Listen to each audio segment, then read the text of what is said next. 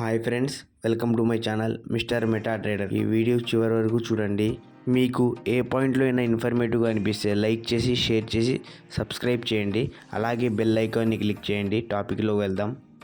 వక్ఫ్ bill అంటే ఏంటి, ఎందుకు దీనికోసం ముస్లింలందరూ పోరాడుతున్నారు, ఈ వీడియోలో మనం తెలుసుకుందాం. వక్ఫ్ బిల్ అనేది భారతదేశంలో వక్ఫ్ సంబంధించిన ఆస్తులను కాపాడుకోవడానికి పెట్టిన ఒక చట్టం.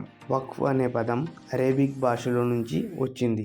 దీని అర్థం ఏంటంటే ఆపడం, నిలిపివేయడం లేదా ఎవరికైనా ఫ్రీగా ఇవ్వడం. వీళ్ళ ఆస్తులను, ఒక వ్యక్తి ఆస్తిని దైవ సేవలకు లేదా మతపరమైన సామాజిక సేవలకు శాశ్వతంగా ఇవ్వడం.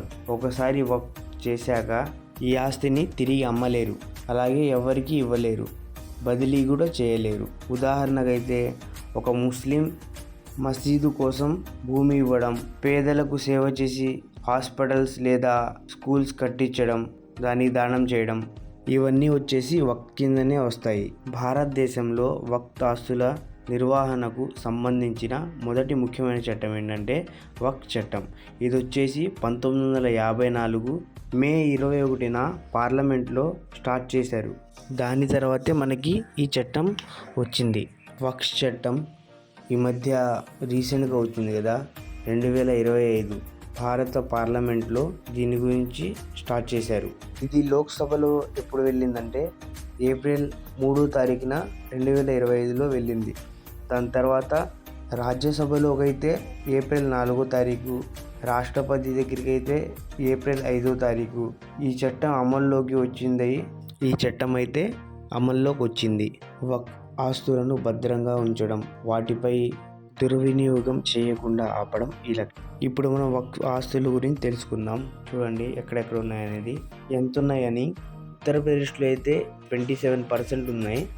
2,32,545 ప్రాపర్టీస్ ఉన్నాయి.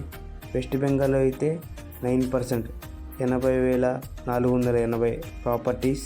అదే తెలంగాణలో అయితే 5%, 45,682 ఉన్నాయి ప్రాపర్టీస్ అయితే. తమిళనాడుకు వచ్చేసి 8% ఉన్నాయి, 66,092. అదే కేరళలో అయితే 6%, 53,282 ప్రాపర్టీస్. కర్ణాటకలో వచ్చేసి 7%, 62,830 ప్రాపర్టీస్. అదే గుజరాత్లో వచ్చేసి 5%, 39,940. పంజాబ్లో వచ్చేసి 9%, 75,965 ఉన్నాయి. ఇవి వచ్చేసి ఆస్తులు, వక్ఫ్ ఆస్తులు. అంటే టోటల్గా ప్రాపర్టీస్ వచ్చేసి వక్ఫ్ ఆస్తుల్లో 17% వచ్చేసి గ్రేవ్ యార్డ్స్ ఉన్నాయి, అంటే శ్మశానాలు.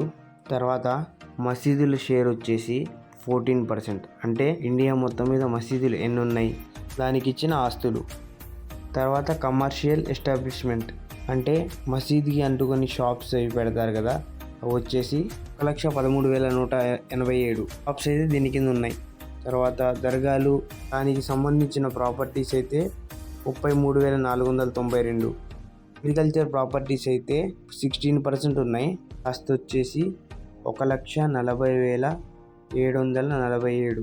ఇండియాలో హైయెస్ట్ ప్రాపర్టీస్ ఎక్కడ ఉన్నాయంటే మొత్తం 2,32,547 ప్రాపర్టీస్ అయితే కరెక్ట్గా యూపీలో 27% వచ్చాయి మొత్తం మీద. అలాగే ఈ వక్ఫ్ చట్టం గురించి మాట్లాడాలంటే బీజేపీ పార్టీ తరపు నుంచి ఈ బిల్ పాస్ అయింది. వాళ్ళ తరపు నుంచి ఒక్కరు కూడా అంటే ముస్లిమ్స్కి సపోర్ట్గా నిల్చోట్లేదు.